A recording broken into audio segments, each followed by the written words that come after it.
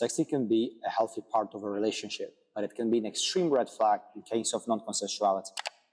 Here are some red flags to watch out for in sexting.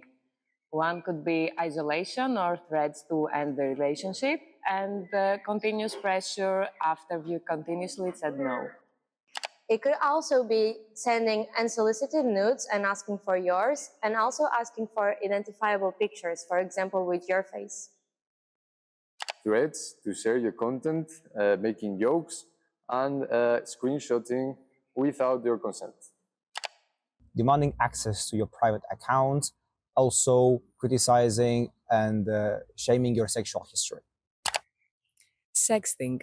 Everybody does it, but what is it? Sexting is exchange of sexually explicit messages, videos, or photos via mobile phone or other communication digital methods. It's a combination between text and sex. So, what to do when it happens? First of all, don't delete evidence and tell a trusted adult. Contact the law enforcement if you are being exploited and your content is being shared, or report to the administration of the platform of the website. Seek emotional support and block the sender. Report to the platform and don't respond or engage. Report to the authorities if needed. If you're sexting, understand the risks and always think before you send. Ask, give, and deny consent. Also use some strong passwords to protect your account. If you get exposed, don't be ashamed.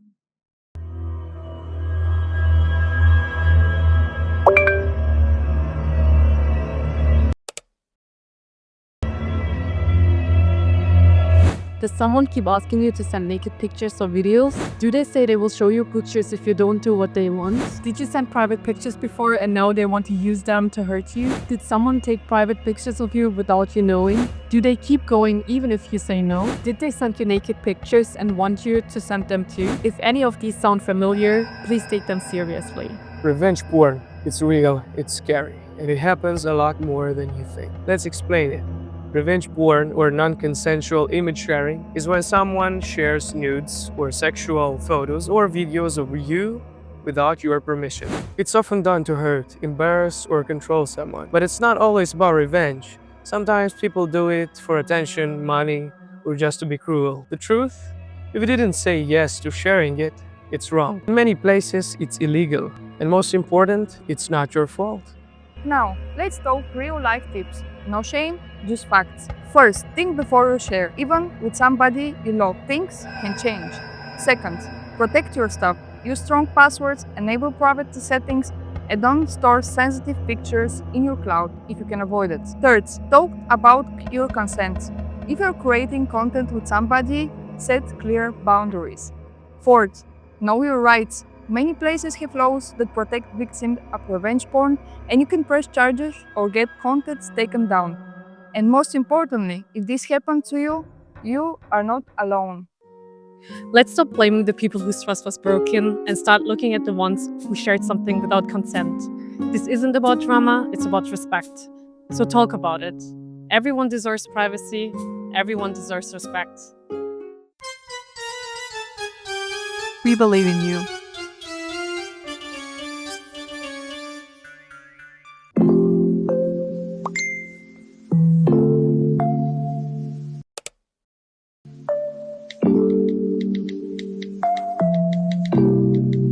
Grooming is when someone builds trust to exploit or abuse someone emotionally, sexually, or even financially. It usually starts with compliments, attention, and secrecy.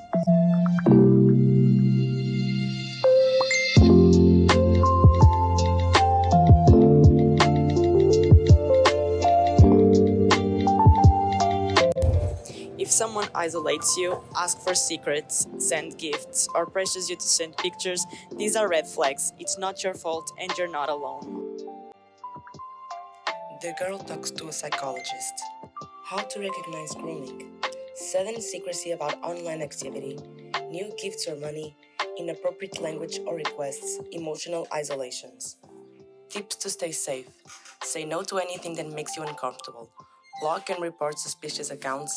Set your profiles to private and talk to someone you trust.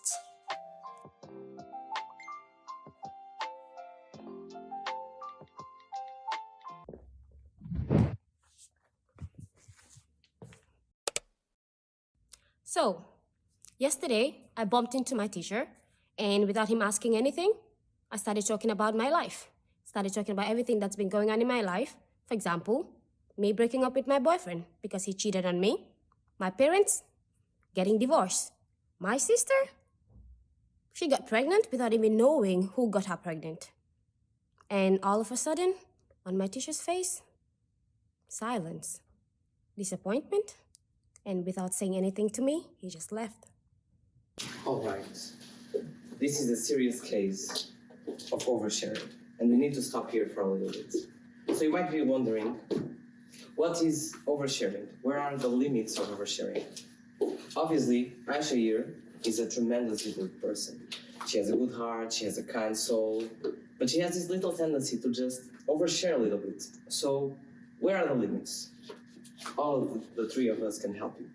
So, let's go and dive into the red flags. Firstly, we have unsolicited intimacy. They're telling you deeply personal stuff you have never asked for, especially early in a relationship. Secondly, we have lack of reciprocity. You're sharing about an intimate story, but the other person is only talking about the weather. They're not matching your level of disclosure. Then we move on to making others uncomfortable. You can see it in their eyes. They might fidget, avoid eye contact, or try to change the subject. Trust me, it's pretty obvious. Then we also have ignoring social cues. The oversharer might miss signals that the other person is done with the conversation or is uncomfortable. Constant need for validation or attention. Sometimes oversharing can be a cry for attention or a way to seek validation from others. And lastly, too much detail too soon. They jump into the nitty-gritty of their life story before you've learned their favorite color. Yes, oversharing. So the first one is it relevant? You should ask yourself, is this information relevant? And with this we mean, is this information relevant to the current conversation? Is it appropriate for a casual class or a casual encounter with a mate or even a casual chat? Or should it be used for a close friend or a family member? Then secondly, you should ask yourself, how well do you know each other? Which of course is regarding relationships. How well do you know this person? You wouldn't tell your boss the intimate details of your breakup, right? And then lastly, we think it's also very important that you ask yourself if both of you are comfortable with the topic. Which of course we mean that does the information make the other person feel awkward, embarrassed, or even like a burden? So now let's move on and try to see how Aisha is doing after this topic. So Aisha, are you feeling better after this intensive course of how not to be an oversharer? Oh, I just remembered that last night my aunt did a crazy yoga position. Just like this. And that, everyone, is your crash course in oversharing. Please don't be like Aisha. Remember, it's all about finding that balance. Share enough to connect, but not so much that you make others want to trip over a curb to escape. Okay? Thank you so much. It started with a friend request. Then came the compliments, the flirtation, and the trust.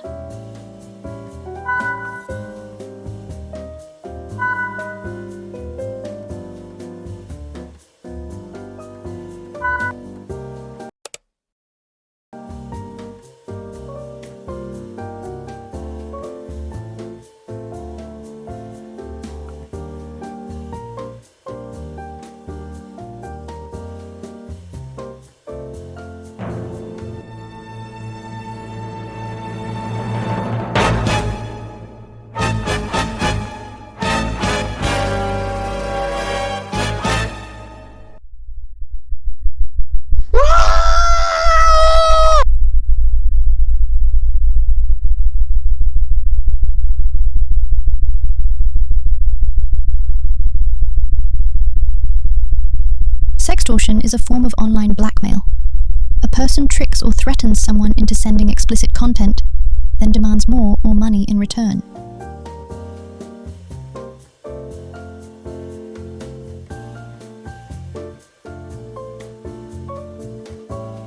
If it feels off, it probably is. Real people respect boundaries. Predators don't.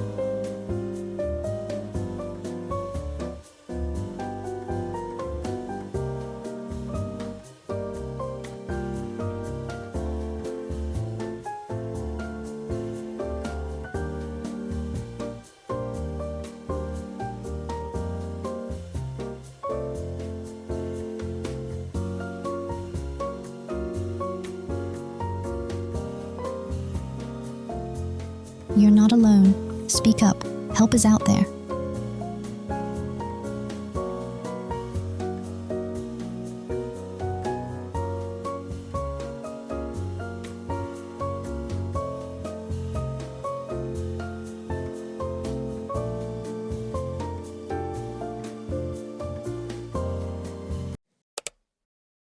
Cyberbullying is bullying with the use of digital technologies. It can take place on many digital devices and platforms. It is repeated behavior aiming at scaring, angering, or shaming those who are targeted. Cyberbullying is real, but how do you know if it's happening to you or someone you care about? Let's break it down. Here are some key red flags to watch for. If you or someone you know is a victim of cyberbullying, you might notice sudden changes in behavior. They might pull away from friends or chats online, avoid school or group events, hide their devices or quickly close the screen, and not want to talk about their online life. Their sleep or eating habits might change, leaving them feeling tired and withdrawn. Emotionally, they might seem sad, anxious, or down after being online. They might struggle with low self-esteem, feel hopeless or worthless. You might notice them becoming irritable or having sudden mood swings. Socially, they might lose interest in hobbies or activities they once loved. They might isolate themselves from family and friends, and when you ask what's wrong, they might act defensive or evasive. But it's not just the victim's behavior to watch for. There are also signs that someone might be the bully. A cyberbully often sends repeated mean or mocking messages and then hides their behavior by pretending it's just a joke or sarcasm. They might use guilt, threats, or pressure to manipulate someone online, and they might publicly embarrass or shame others. One day, they act kind, the next, they're cruel. They might share private photos or information without permission, causing others to feel anxious, scared, or shame. If you notice any of these signs, whether in yourself or in others, don't ignore them. Speak up. Talk to a trusted adult, friend, or counselor. You deserve to feel safe and respected online. When it comes to stay safe online, there are a few simple but powerful tips to remember. Always be kind and respectful in your interactions. Think before you share or comment, because your words can have a big impact. Stay alert and watch out for those red flags, like fake profiles, pressure to sharing things you're uncomfortable with, or inappropriate content. There are signs that something isn't right. Support your friends if they're being targeted. Reach out, listen, and let them know you're there for them. Use your privacy setting wisely. And keep personal information to a minimum. The less others know about you, the safer you are. And if you even see harmful content, don't ignore it, report it. Speaking up makes a difference not just for you, but for everyone. Stay safe. Let's stand together to stop cyberbullying before it starts.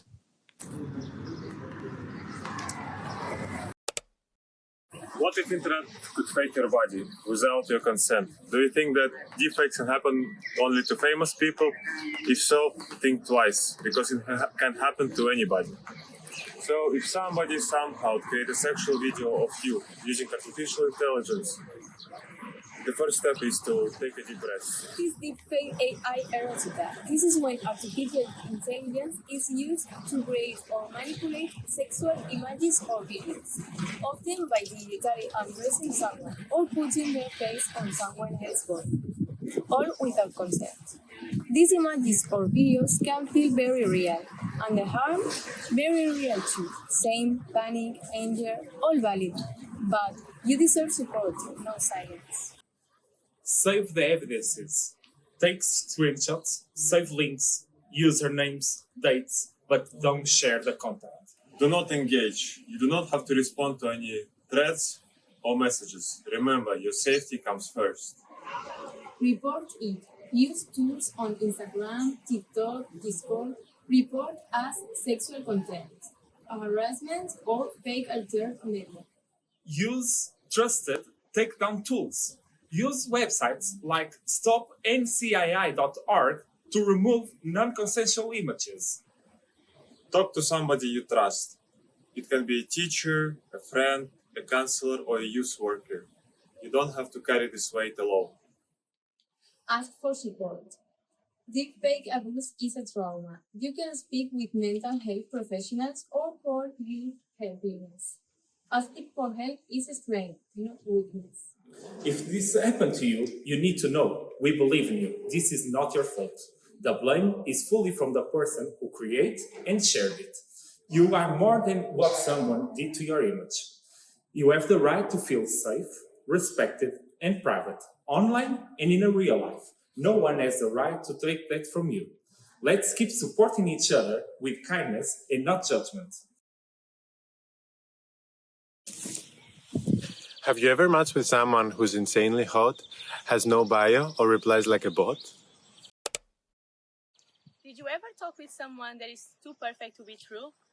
Model photos, smooth messages, and no flaws?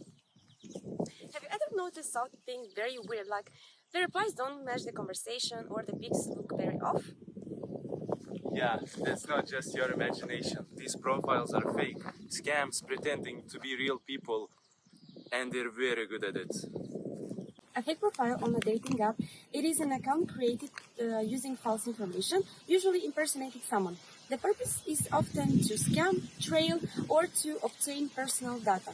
But hey, here are some tips on how to recognize them better so you do not get scammed anymore. One tip you can do is look for the same name with reverse names, or check with people that maybe have the same photos but they're different names, so you can identify what the real person is. Another tip is to do a follow check. Look at the target audience. If the followers are open, available to everyone, usually the target audience are people with the same age as you. Status check. Check the comments. Normally, the post would have either little to no comments. Another tip is reverse image check. Upload the pics to a reverse search engine in Google so you could see if these photos are already available online. If you find any signs of copywriting, then it's a red flag. Last but not least, you can do a surname check. If the account's friends list is open, check for other profiles with the same surname as the account holder. If there is none, this might mean this is a fake profile. Stay sharp, stay safe, and always trust your instincts online. Woo!